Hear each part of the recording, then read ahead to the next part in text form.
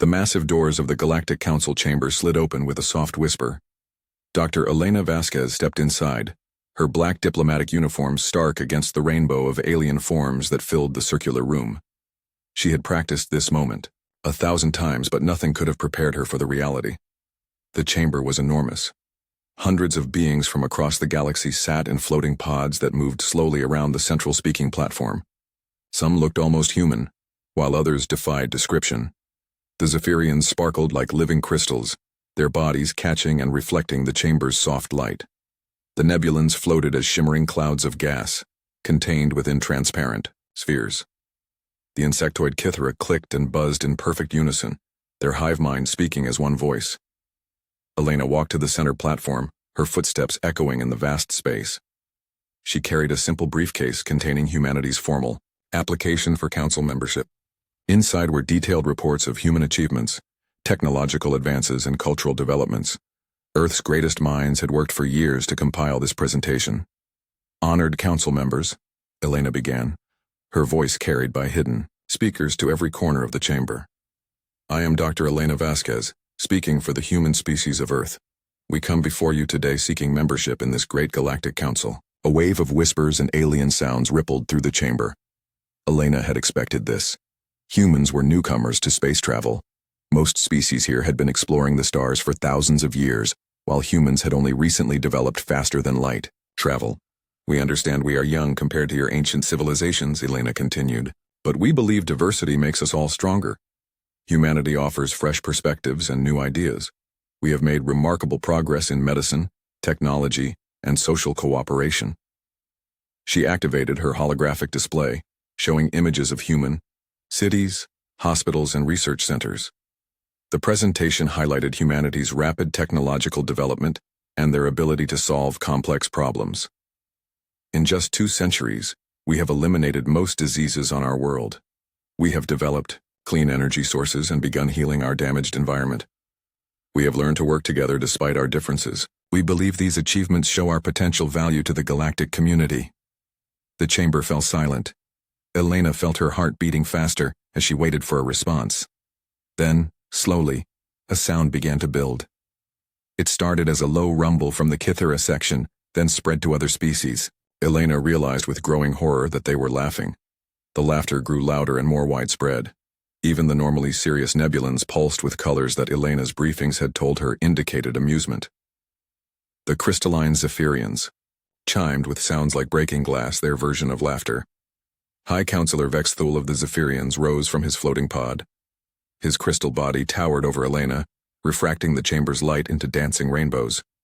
When he spoke, his voice resonated with harmonic overtones that made Elena's bones vibrate. Dr. Vasquez, Vexthul began, and the chamber fell silent again. Your presentation is charming, but I must ask you a serious question. Do you truly believe your species belongs among us? Elena straightened her shoulders. Yes, I do. Then you are more naive than we thought. Vexthul's body flared brighter, and Elena could hear the contempt in his harmonic voice. Your species is nothing but violent primates who stumbled into space travel. You wage war on your own kind while claiming to value cooperation. You have spent centuries destroying your own planet while speaking of environmental healing. Other council members began to speak up, their voices creating a chorus of criticism. Humans fight over resources while other species share freely, buzzed the Kythera in unison. They divide themselves by skin color and belief systems, pulsed a nebulan representative. Their history is written in blood, added a serpentine Drakmari. Vexthul raised one crystalline arm, and the chamber fell silent again. But perhaps most damning of all, humans believe they have something to offer us. Your remarkable achievements are elementary compared to what we accomplished thousands of years ago. Your medicine? We eliminated disease in our species before your ancestors discovered fire. Your technology?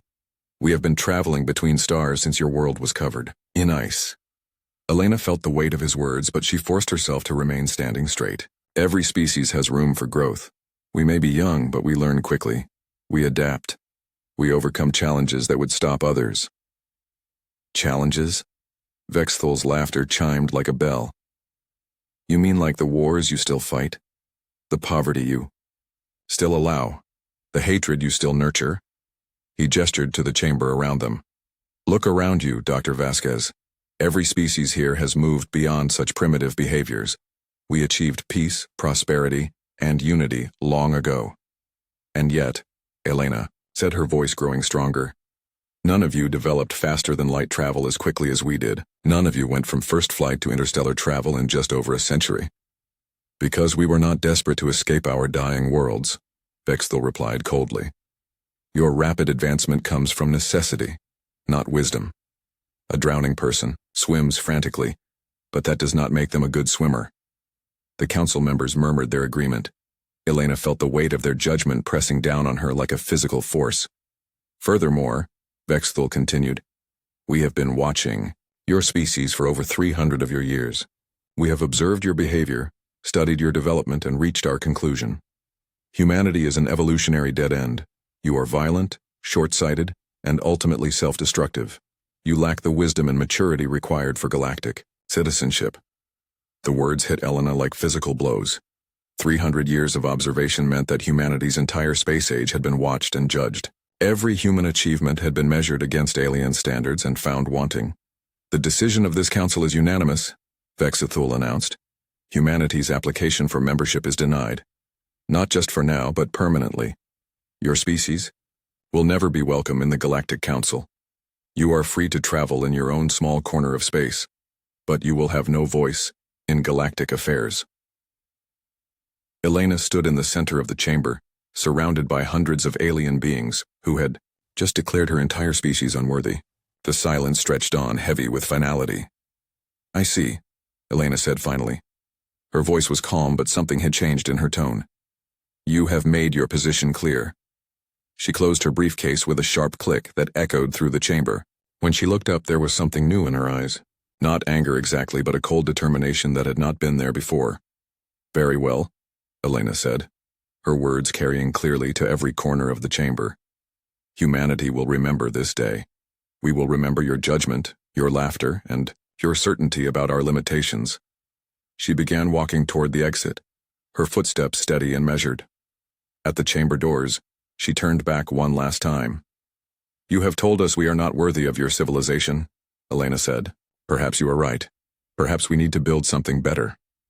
The doors closed behind her with a soft whisper, leaving the council chamber in silence. Within hours, every human ship, station, and outpost began withdrawing from galactic space.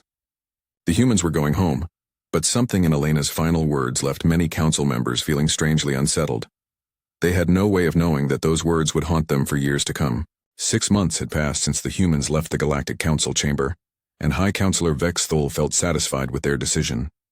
The crystalline Zephyrian stood in his private office aboard the Council's central station, watching the slow dance of ships moving through nearby space. Everything was as it should be, peaceful, orderly, civilized. The quarterly trade reports, Counselor, his aide announced, sliding into the office on cushioned air currents. The aide was a drifter, a species known for their efficiency and attention to detail. Vexthal accepted the data crystal and inserted it into his personal reader. Numbers flowed across the display in neat columns. Trade volumes, resource transfers, technological exchanges, all normal, all expected. Except for one thing. Human trade routes, Vexthal said, pointing to a series of empty lines in the data. They show zero activity. Yes, Counselor, the aide replied. No human ships have been detected in any system since they withdrew. Their trade agreements have expired, and no renewal requests have been submitted. This was not surprising. Humans had been building small trade relationships with various species, mostly selling raw materials and buying advanced technology. Their withdrawal from galactic space naturally meant the end of these small commercial activities. Good, Vexthal said. The galaxy is better without their chaotic influence. But as weeks turned into months, the absence of humans began to feel strange. The Morvac, a trader species known for dealing with anyone who had credits, reported that all human colonies had gone completely silent. Not just quiet, but actually silent. No radio transmissions, no energy signatures, nothing at all. It is most unusual, Captain Zorak of the Morvac told the Council during a routine session. We have tried to contact 17 different human worlds. Not one responds. Their orbital stations are empty but still powered. Their cities show life signs but no communication attempts. The insectoid Kythera collective buzzed with interest. We calculate this behavior pattern has zero probability of natural occurrence. Species do not simply cease all external communication simultaneously. Perhaps they are sulking, suggested a Nebulan representative, their gaseous form pulsing, with colors of mild amusement. Young species often react poorly to rejection. But the drifter merchants who had worked closely with humans reported something more puzzling. Several beneficial technologies that had been slowly spreading through galactic civilization had suddenly stopped advancing, medical techniques that had been improving, manufacturing processes that had been growing more efficient, communication protocols that had been becoming more reliable. We thought these improvements were natural development, explained Drifter, Trade Minister Wellen during a private meeting with Vexthul. But now we realize many came from human research that was shared quietly through various channels. Vexthul felt a flicker of something he could not name. Surely humans could not have contributed significantly to galactic technology. They were newcomers, primitives. Yet the evidence was mounting that their absence was being felt in unexpected ways. The Aquarian Federation reported that their water purification systems, which had reached new levels of efficiency in recent years, were no longer improving. The improvement had come from techniques that, upon investigation, traced back to human environmental research. The Centauri Republic discovered that their food production methods had been enhanced by agricultural concepts that originated from human farming innovations. Even the proud Zephyrians found that some of their recent advances in crystal matrix computation were based on mathematical principles first explored by human scientists. How is this possible? Vexthul demanded during an emergency council session. We are ancient civilizations with thousands of years of advancement. How could primitive humans contribute anything meaningful to our technology? The Kythera hive mind, always analytical, provided the answer. Analysis indicates humans possess unusual approach to problem solving. Where established civilizations follow predictable development paths, humans demonstrate chaotic creativity. They attempt solutions others consider impossible or impractical. Many human ideas fail, buzzed another Kythera node. But some succeed, in ways that surprise everyone, including humans themselves. Their failures teach them. Their successes advance everyone. This explanation troubled many council members. If humans were contributing to galactic advancement, perhaps their rejection had been premature. But pride prevented most from admitting this possibility. The real shock came when deep space monitoring stations detected something impossible. Massive structures were appearing in the void between galaxies. At first they appeared to be natural phenomena, perhaps unknown stellar formations. But careful analysis revealed artificial construction on a scale that dwarfed anything in known space. The energy signatures are unprecedented, reported the chief scientist of the Galactic Observatory Network. These structures are not just large, they are operating on principles we do not understand. The gravitational effects suggest matter manipulation beyond our current theories. Could they be ancient artifacts? Asked a council member. Negative, the scientist replied. All evidence indicates recent construction, within the past several months. The timeline was disturbing. The massive structures had begun appearing shortly after humans withdrew from galactic space. But the scale was impossible. Even the greatest galactic civilizations would need centuries to build such things, if they could build them at all. Perhaps another unknown species, suggested Vexthul, though his harmonic voice carried less certainty than usual. More disturbing reports followed. The Void Watchers, a reclusive species that monitored the empty spaces between stars, reported energy readings from regions where no known civilization existed. The readings matched no known technology, but they followed mathematical patterns that seemed strangely familiar. A Kythera analysis team studying the data made a connection that sent chills through the council chamber. The mathematical structures underlying these energy signatures matched theoretical models published in human scientific journals 2 years ago. Models that no other species seriously considered because they seemed impossible to implement. The chamber fell silent. The implications were staggering. If humans were somehow involved in the construction of these impossible structures, it meant they had made technological advances that surpassed anything in galactic civilization. In just 6 months. Impossible, Vexthul declared. No species could advance so rapidly, especially not humans. But doubt had crept into his harmonic voice. Other council members shifted uncomfortably in their floating pods. The comfortable certainty of human inferiority was beginning to crack. The nebulans, always sensitive to emotional currents, pulsed with colors of unease. The energy patterns from the void structures are intensifying. Whatever is being built out there, it is growing. And it is active, added a drifter observer. Long-range sensors detect movement, massive movement. These are not just structures. They are functional installations. As the council session ended, members departed with questions they could not answer.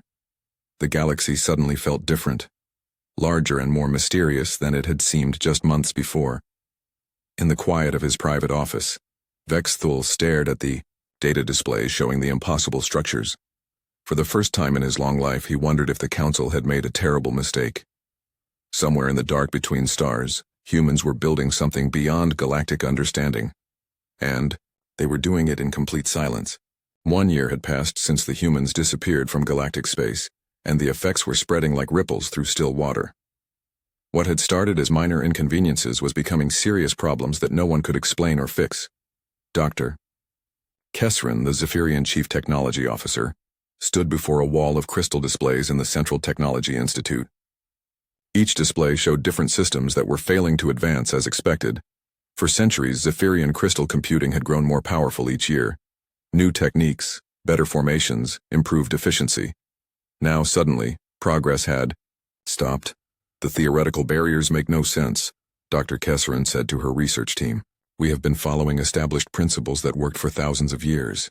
Why are they failing us now? Her assistant, a young Zephyrian named Veltar, pointed to one of the displays. Director, I have been reviewing our advancement records. Many of our recent breakthroughs were based on mathematical concepts that came from outside sources. What kind of outside sources? Human research papers, human theoretical models, human experiments that we thought were crude but contained interesting ideas. Veltar's crystal body dimmed with embarrassment. We refined their rough concepts into practical applications, but the original insights came from them. Dr. Kesserin felt a chill run through her crystalline structure. How many of our recent advances? Approximately 40% of our progress over the past 5 years. The implications were staggering. If humans had contributed nearly half of recent Zephyrian technological advancement, their absence explained the current stagnation. But it also meant something much more disturbing. It meant humans had been generating new ideas faster than the Zephyrians could implement them. Similar conversations were happening across the galaxy. The Nebulans discovered that their energy manipulation techniques had hit theoretical walls that had never existed before. Investigation revealed that their recent advances had been built on human theories about quantum energy states. The Aquarians found that their biotechnology had stopped improving because the biological principles they had been exploring came from human medical research. The Drakmari military realized that their tactical systems were based on human strategic concepts that they had refined, but not originated.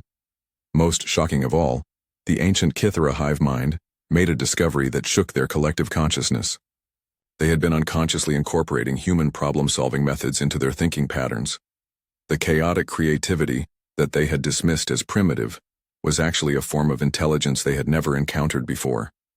Human minds do not follow logical progression, the Kithara announced during an emergency council session. They make random connections between unrelated concepts. Most connections fail, but some create breakthrough insights that linear thinking cannot achieve. You are saying they think chaotically? Vexthul asked, his harmonic voice carrying disbelief. We are saying they think differently, the Kithara replied. Their thought patterns introduce randomness into problem solving. Randomness that sometimes produces solutions no logical system would discover. This revelation was deeply disturbing to species that prided themselves on logical, orderly thinking. The idea that chaos could be superior to logic challenged their fundamental understanding of intelligence. But the evidence was mounting everywhere. The Galactic Communication Network, which had been becoming more efficient each year, was now experiencing mysterious delays and limitations. Investigation showed that recent improvements had been based on human information theory, that other species had adapted without understanding its full implications. The Morvac traders reported that several shipping routes were becoming less efficient, because optimization algorithms based on human logistics research were no longer being updated or improved. Even basic scientific research was slowing down. The Galactic Science Foundation discovered that many research projects had been unconsciously building on human theoretical work. Without new human insights, entire fields of study were reaching dead ends. "How is this possible?" demanded Counselor Thexani of the Drakmari. "We are ancient civilizations. We have been advancing for millennia. How can we be dependent on a species that only discovered fire a few thousand years ago?" The answer came from an unexpected source. Professor Quindal of the Academic Archives, a quiet species known for their historical research, presented findings that stunned the Council. "We have been examining the patterns of galactic advancement over the past 1,000 years," Professor Quindal said in her soft, musical voice. "Our research shows that technological progress has been accelerating significantly over the past century. The rate of advancement has increased by over 300%. She activated a holographic display showing advancement curves for various technologies across multiple species. The lines were steady for centuries, then began climbing steeply in recent decades. The acceleration began when humans first achieved spaceflight and started making contact with other species," she continued. "Even indirect contact, even hostile encounters seemed to stimulate advancement across the galaxy."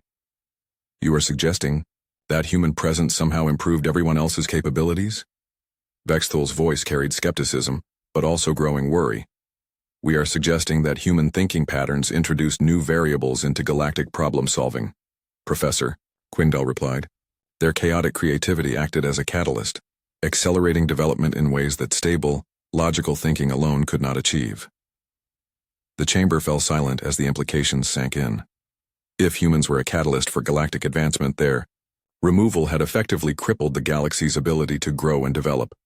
But the worst news was yet to come. Long-range sensors detected massive energy surges from the mysterious structures in the void between galaxies. The surges were growing stronger and more frequent. Whatever humans were building out there was becoming increasingly active. "The energy output now exceeds anything we have ever recorded," reported the chief sensor technician. "If these readings are accurate, the structures are manipulating matter and energy on a scale that approaches stellar engineering." "Stellar engineering?" Vexthul's harmonic voice cracked with disbelief. "That is impossible. No species has ever achieved true stellar engineering." "The readings suggest otherwise," the technician replied quietly. "More disturbing, the structures seem to be connected by some form of faster-than-light communication network that operated on principles unknown to galactic science. Messages were being passed between installations across impossible distances in real time. They are coordinating," observed the Kithra hive mind. "Multiple massive installations working together on a single project. The scale suggests engineering capabilities beyond our current understanding." "What kind of project requires such massive coordination?" asked a Nebulan representative. "Unknown," the Kithra replied. "But the energy patterns suggest they are preparing for something significant." As reports continued to flow in, a frightening picture emerged. While galactic civilization stagnated without human input, humans had somehow achieved impossible technological advancement in complete isolation. They had gone from rejected applicants to builders of megastructures in just 1 year. "Perhaps we should attempt contact," suggested a drifter counselor. "If they have achieved such advancement, we should try to understand how." "Contact?" Vexthul's body flared with light. "We rejected them. They withdrew in silence. They clearly want nothing to do with us. But if they continue advancing at this rate while we stagnate," the drifter continued, "the balance of power in the galaxy will shift dramatically. We may need their cooperation more than they need ours." The thought was humbling and terrifying. The species they had dismissed as primitive failures had become the most advanced civilization in known space. And they were building something in the dark that no one understood. As the council session ended, members departed with the uncomfortable realization that their galaxy had changed forever. The comfortable order of ancient civilizations guiding galactic development was over. In the dark between stars, humans were creating a new future, and they were doing it without asking anyone's permission. 2 years after the Great Silence began, the impossible happened. A single human ship appeared at the edge of council space, emerging from a fold in reality itself. Long-range sensors screamed warnings as they tried to process what they were detecting. The ship was enormous, easily the size of a small moon, but it moved with the grace of a fighter craft. Its hull seemed to shift and flow like liquid metal, and energy readings showed power output that rivaled a star. Most disturbing of all, It simply appeared without any detectable faster-than-light wake or energy signature. High Counselor Vexthul stood in the main command center of Council Station Alpha, watching the impossible vessel approach. His crystalline body flickered with patterns of fear and confusion as his scientists struggled to understand what they were seeing. "Counselor," his aide reported, voice trembling. "The ship is transmitting a message." "What kind of message?" "Text only. It says, 'Council representatives will board for discussion. This is not a request. Coordinates and transport schedule attached. Non-negotiable.'" Vexthul felt his harmonic frequencies fluctuate with shock. The message was polite but carried absolute authority. No demands, no threats, just the simple statement that council members would board the human ship whether they wanted to or not. "Sir," the sensor technician called out, "I am reading impossible energy signatures from the human vessel. The ship appears to be manipulating space-time around itself. Gravity, time dilation, quantum fields, all being controlled simultaneously."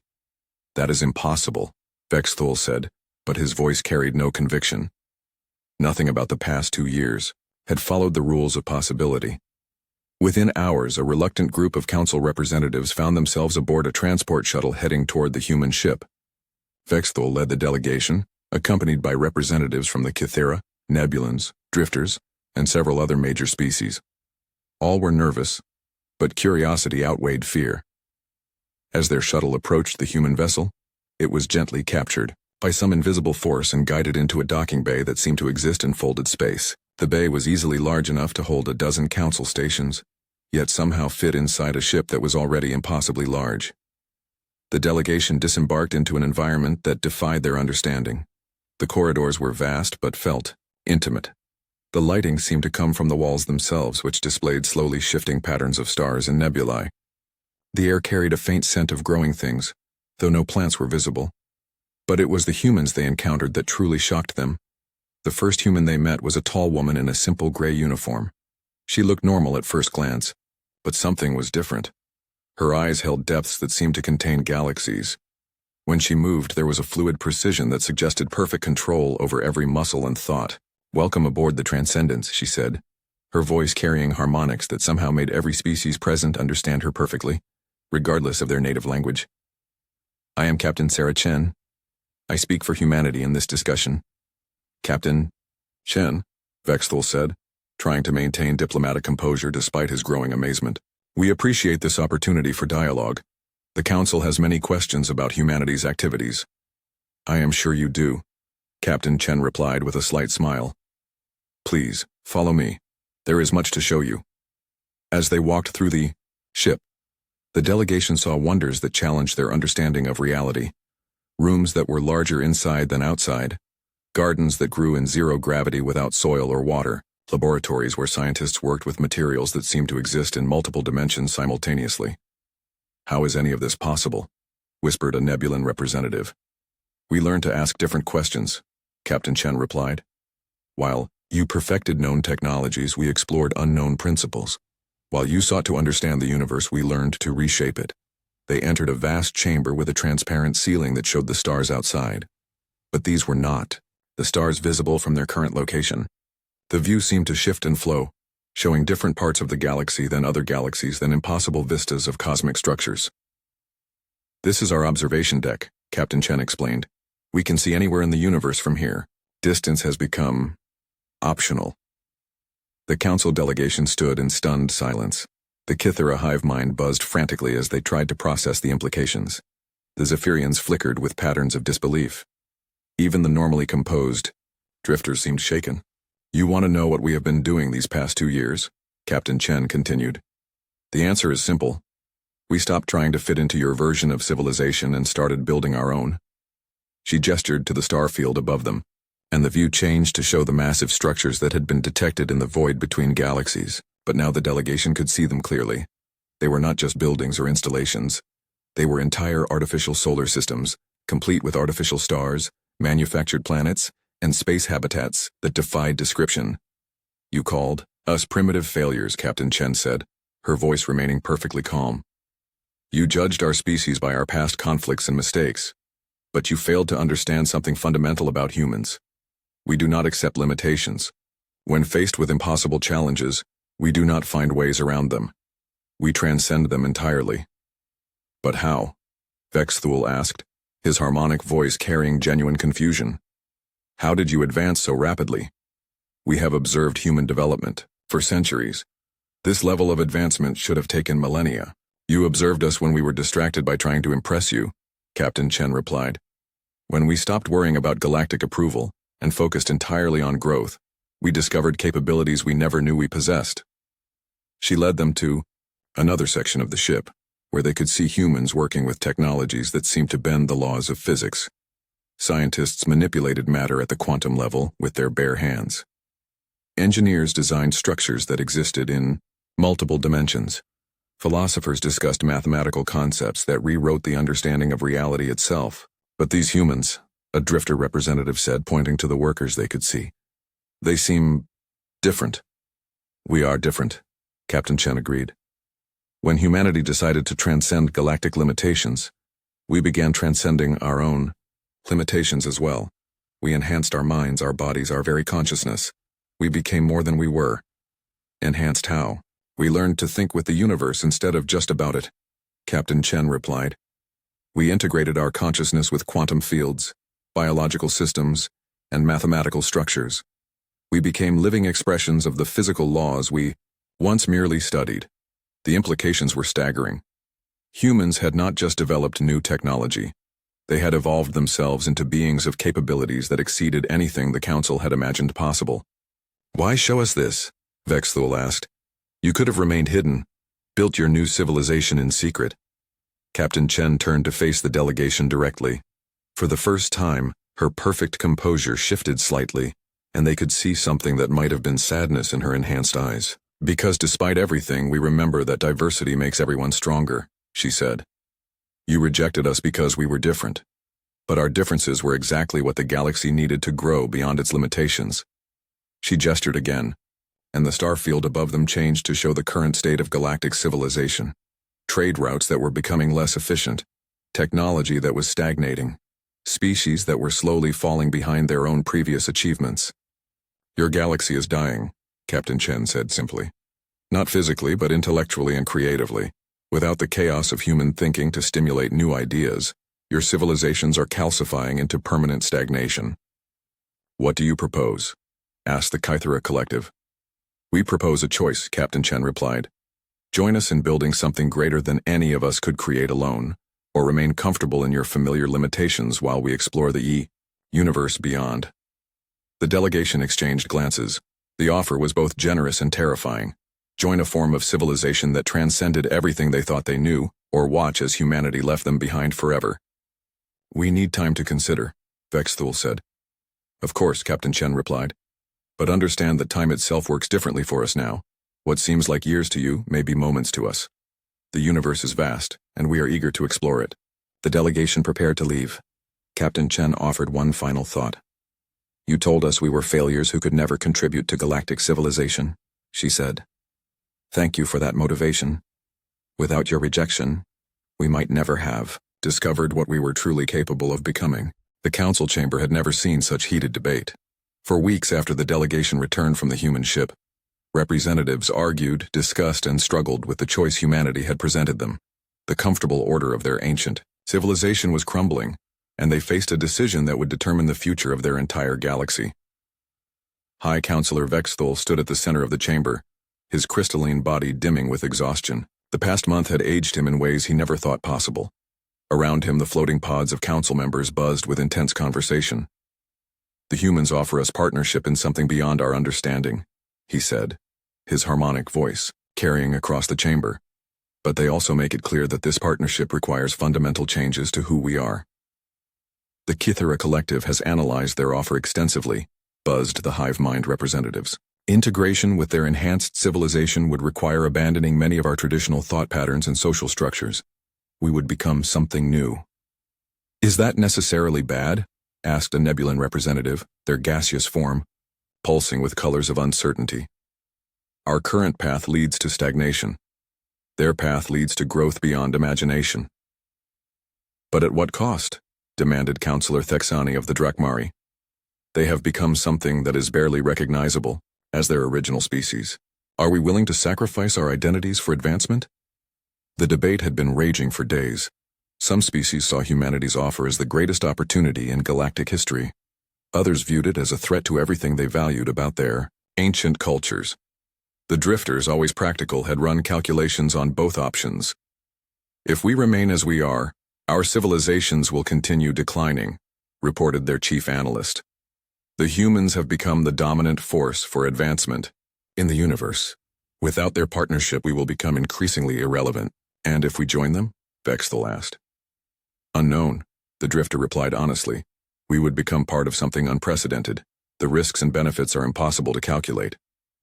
As the debate continued, reports continued arriving from across the galaxy. The human megastructures in the void between galaxies were expanding at an incredible rate. New installations appeared daily, each one demonstrating capabilities that exceeded the previous ones. More disturbing for the Council, individual species were beginning to make their own decisions about humanity's offer. The Aquarians, facing severe technological stagnation that threatened their underwater cities, had quietly sent a delegation to make contact with the humans. The results were immediate and dramatic. Within days of their meeting, Aquarian technology began advancing at unprecedented rates. Their cities expanded, their environmental problems were solved, and their scientists reported breakthrough discoveries that seemed to come from nowhere. How are the Aquarians advancing so rapidly? Vexthal demanded during an emergency session. The humans shared enhanced thinking techniques with volunteer Aquarian scientists, reported a council observer. These scientists returned with minds that work differently. They process information faster, make connections others cannot see, and generate solutions to problems that seemed unsolvable. Are they still Aquarian? They say they are more Aquarian than they ever were before. Enhanced, but not changed in their essential nature. This news caused panic among some council members and excitement among others. If humans could enhance other species without destroying their basic identities, perhaps the offer was not as threatening as some feared. But the choice was being taken out of the Council's hands. More species were making individual contact with humanity. The Centauri Republic, the Spiral Federation, even some Zephyrian research groups were secretly negotiating with human representatives. Each species that chose partnership with humanity began advancing rapidly. Their technologies improved, their social problems diminished, and their capabilities expanded in ways that amazed even themselves. The galaxy is splitting apart, observed the Kythera Collective during a somber council session. Some species choose advancement with humanity. Others choose familiar limitations without them. This division will reshape everything. Vexthal found himself facing the most difficult decision of his long life. As High Counselor, he could influence the choice of many species. But he could not decide for everyone, and individual groups were making their own choices regardless of official council policy. The final push came when humanity made their ultimate decision known. Captain Sarah Chen appeared via quantum communication, her enhanced form translucent but clearly visible in the council chamber. Her message was brief and final. We thank those species who have chosen to join us in exploring the universe's potential, she said. For those who prefer familiar boundaries, we respect your choice. But our time in this galaxy is ending. We have learned what we came to learn, and there are other universes calling to us. Other universes? Vexthal asked, his harmonic voice cracking with shock. Reality is far larger than any of us imagined, Captain Chen replied. This galaxy was our childhood home, but we have outgrown it. We are preparing to explore dimensions of existence that have never been touched by conscious thought. The chamber fell silent. Humanity was not just leaving council space. They were leaving reality itself. Those who wish to join us have days to decide, Captain Chen continued. After that, we begin our journey beyond the boundaries of this universe. Those who remain will inherit a galaxy free from our chaotic influence. You can return to the stable, predictable existence you prefer. As her image faded, the Council faced their final moment of choice. Stay with the familiar and watch as the galaxy slowly declined into permanent stagnation, or leap into the unknown alongside beings who had transcended every limitation they had ever known. The decision split the galaxy exactly as predicted. Ancient species like the core Zephyrian civilization and the traditional Drakmari chose to remain, valuing their cultural stability over uncertain advancement.